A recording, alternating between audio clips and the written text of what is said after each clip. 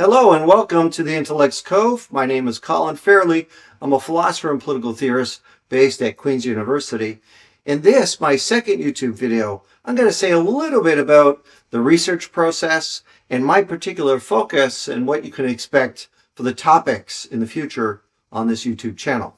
As I mentioned before, I have over 27 years of experience in higher education, teaching thousands of students in 5 different countries, in philosophy departments, political science departments, and in schools of public policy. And I'm really looking forward to the opportunity to bring some of this research to the larger audience of YouTube through Intellect's Cove.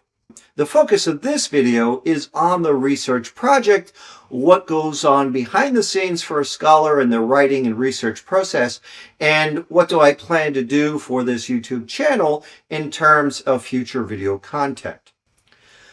Here is a list of the topics, at least in the beginning. This is provisional, but I'm a really big advocate of only really posting videos in the public forum that I actually have some competence and expertise to speak on. So I have a narrow wheelhouse, but within that wheelhouse, there's a variety of different topics that I believe there's going to be a niche audience on YouTube for participating in this channel. So these topics include philosophy, broadly construed. My particular focus for a lot of my academic research is in ethics and bioethics. Aging and longevity science is probably what I'm best known for in the academic debates. That's my real niche specialty, and I'll be saying a lot about that. I also published textbook and taught for over 25 years in the history of political thought, so that is another issue I'll be saying a lot about. And in the future, I may post some YouTube videos on life in academia and doing interdisciplinary research for those newly emerging scholars or senior PhD students that are heading in that direction and would find some value in getting insights from a scholar, who's been occupying this space for nearly 30 years. And I can reflect on some of the challenges and successes that I've had in navigating some of those challenges. All right, so let me say something about the research process. What is it like to be, a full-time scholar? I've spent my whole life in institutions of education in one form or another. First, I started off as a student, and I was a student up till from age 4 to age 29. Then after age 29, when I got my PhD, I've been a university professor for, some 27 years since that time. And I would describe this process as a paradoxical experience, right? A paradox is something that seems to be impossible because you have two oppositional facts. And, if you talk to anybody in academia, they certainly will experience this dualism of the research process.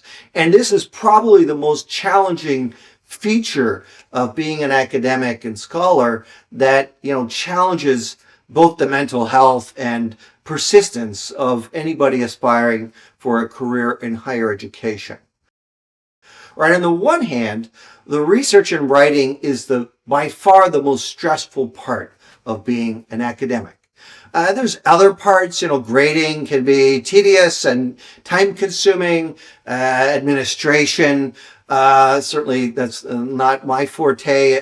It's not something that I find intrinsically valuable, but academic research involves a lot of stress.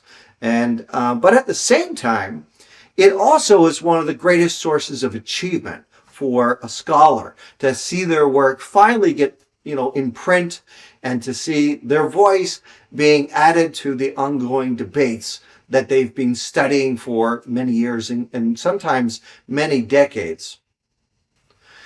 One of my favorite political philosophers, Thomas Hobbes, famously described life in the state of nature as solitary, poor, nasty, brutish, and short. We're going to hear a lot more about Hobbes in future videos. But let me, give my comparison to life in the contemporary world for academic scholars. And if I had to kind of paraphrase it in a similar Hobbesian It certainly shares the solidarity component. There's variability in this depending on whether or not you work in the sciences or the humanities and social sciences, but 99.9% of my published work is single authored, so my life has been really solitary as a scholar. It's certainly stressful, but it can be deeply satisfying, and this is the kind of paradox of academic research. It's difficult, challenging, requires persistence, but at the same time, an incredible source of achievement. And those that persist in this will describe the academic writing and publication process as one of the most rewarding aspects of their career. So let me break down a little bit of the academic research process. For those of you that are not familiar with it, it might seem like somewhat of a kind of a magical or mythical process, but I'm going to explain a little bit of what goes on behind the scenes when somebody ends up publishing a journal article or a research monograph. It often is the result of many years, including decades of research. So here's my snapshot of the research process in some detail. First, you read. All right, there's a lot of reading. You can't even imagine, publishing or trying to submit a journal article on a topic or debate without becoming immersed in the literature. And the literature is ever growing. Right, the number of academic journals have exploded in the last 3 decades, and this means then that anybody hoping to develop some competence and expertise in a particular discipline or subfield will need to spend a number of years, usually during the doctoral research stage, of mastering the existing literature and then trying to find their own niche voice that can contribute something to those topics. All right, and then after you've read, you read some more and more and more. It's a never-ending process. All right, I've been working in academia for 30 years. I still spend most of my time reading. All right, then you get to switch to the stage of writing. So, all right, before you actually start to articulate your ideas, you need to grasp an understanding of what have scholars been disagreeing about? What are the positions? What are the pros and cons of the different theoretical traditions or nuanced changes or arguments that scholars have advanced? And you begin the writing process, finding your voice, trying to advance the debate and discussion in some novel way. Often for academics, they'll be presenting their research at conferences, workshops, getting feedback from various interlocutors that help them recraft and reconceptualize the argumentation that they're trying to develop. And then finally, if their aspiration is to publish a research article, they will be targeting specific journals. I may say a lot more about this in future videos, but they then have to endure both the editors and the referees' evaluations of their writing. And most academic research goes through multiple rejections before eventual success. And I think this probably is the most stressful feature of being a scholar in the contemporary workplace, in contemporary academia. This can be a process that takes a very long time. I've had, books that have gone through review over multiple years. And I've also had journal articles that have gone through revision and resubmission process for many years. So the hardest part of that research process is the modification that is done. You get at least 2 referees, sometimes 3 or even 4 referees. They might have conflicting advice and reports. You have the editor, sometimes an editorial board, and you have to be able to meet the expectations that they have for a potential revision. So some articles are just rejected by the editor immediately. Others go through the review process and then they're rejected. And other times you get a revise and resubmit, which means you go off for a couple months, you make changes, you read more, you write some more, and then you resubmit it. It could be rejected then, and fingers crossed, if you've appeased the concerns of the referees and the editors, then you get the success of finally getting your paper accepted. And there's still work to be done with copy editing and other things. This can result in that great sense of achievement that something you've been working on for many months and many years finally sees print with a journal publication. If I had to summarize what I think the recipe for success in academia is, it would be a combination of at least these three traits, if not more. So you really do have to have a passion for the subject matter. Right? You can't just say, well, I want to be a scholar or a professor. Tell me what topic or area is popular right now, and I'm going to try to do research on it. Now, it has to actually authentically come from within. You have a passion, a curiosity for a certain subject matter, and you're going to spend years, decades, a lifetime doing intense study on that topic. So if you don't have the passion for the subject and for reading and writing, it's not going to be something that's going to align well with your aspirations.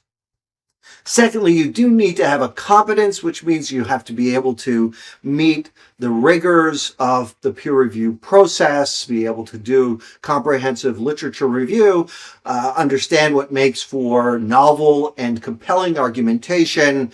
And there's a whole bunch of nuances that go into different disciplines in terms of what constitutes success within those fields.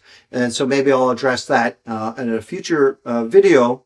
And then finally, there's persistence. And this is a trait, the trait of, grit, of picking yourself up after, you've been spending half a year revising an article to then have some grumpy referee say, sorry, it doesn't meet the threshold of what I consider to be an original argument, or, they're a theoretical opponent and they just dismiss the central methodology or conclusions that you're arguing for.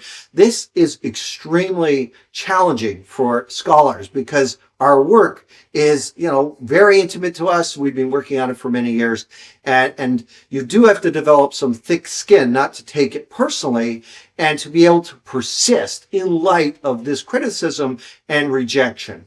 And, I would say persistence and passion are, the things that I have focused mostly on. I say competence, I'm okay, but I'd say I have a, maybe extra dose of passion for the subject matter that I am interested in, and I'm pretty persistent. I've been rejected by all the best journals in my field, but that hasn't stopped me from just continuing to do what I do.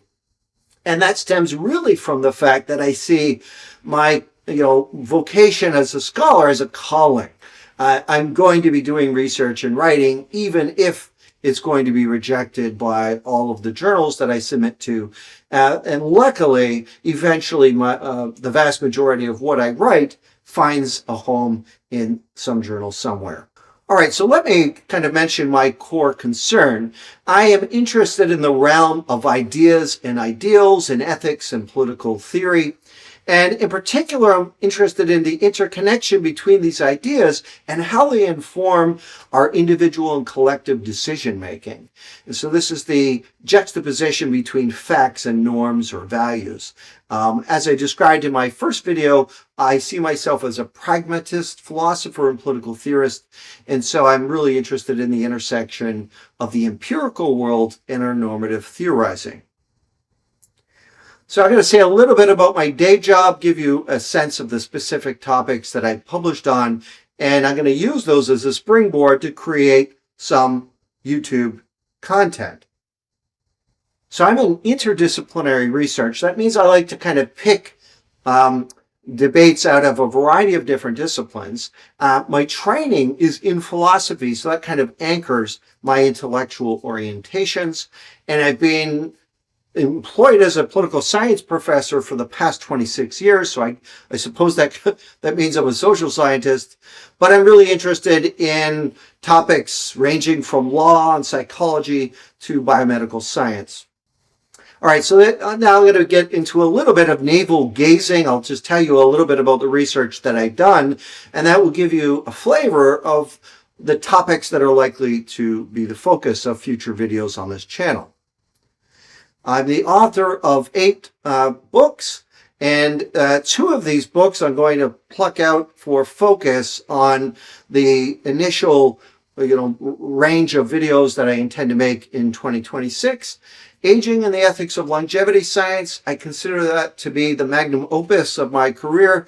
The research for that book goes back over 20 years, but I spent the last decade from 2016 to 2026 working on getting this book completed. And it brings together the culmination of a series of journal articles that I also published looking at the field of translational gerontology, which I'll say a little bit about in a moment.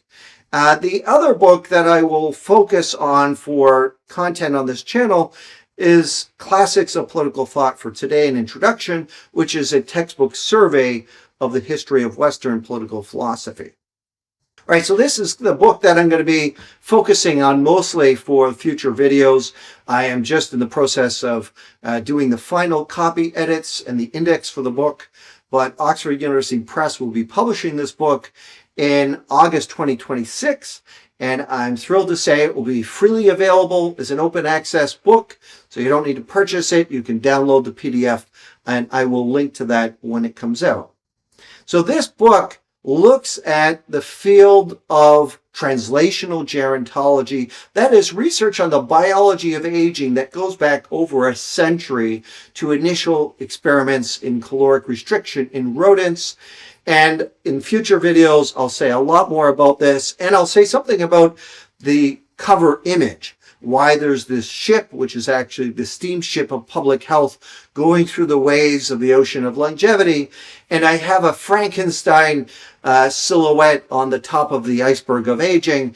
And so there's a story behind this cover image, and I'll save that for a future video. The other book that I will post a series of videos on is my textbook on the classics of political thought for today.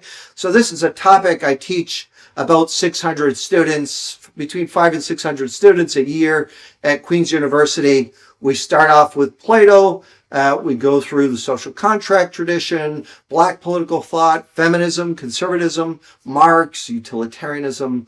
I try to cover a variety of theoretical and ideological perspectives to give students a sense of how past thinkers tried to diagnose the practical predicaments of their own time. In terms of journal articles, I've published in philosophy, I've published in political science, law, medicine, science, bioethics. So as I mentioned, I have quite varied interests that range across different disciplines. My particular niche for the last 10, 20 years has been research on what is called geroscience, which is an interdisciplinary area of science that focuses on the biology of aging. The Journal of the American Geriatric Society featured one of the cover images from an article I had on communication science applied to translational gerontology. And so I'll share a lot more when I talk about the book on aging and longevity science on these types of issues.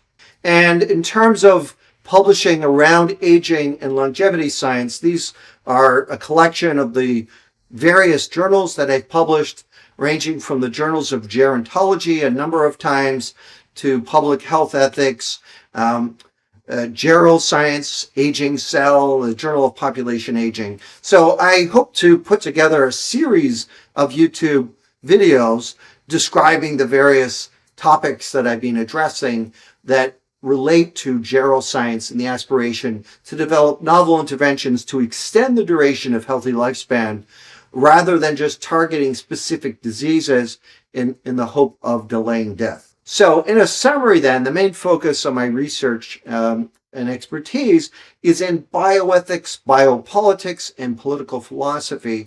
That's the kind of niche that I will be functioning with in this YouTube channel. If you're interested in those topics and life in academia more generally, then hopefully you'll find something of value here.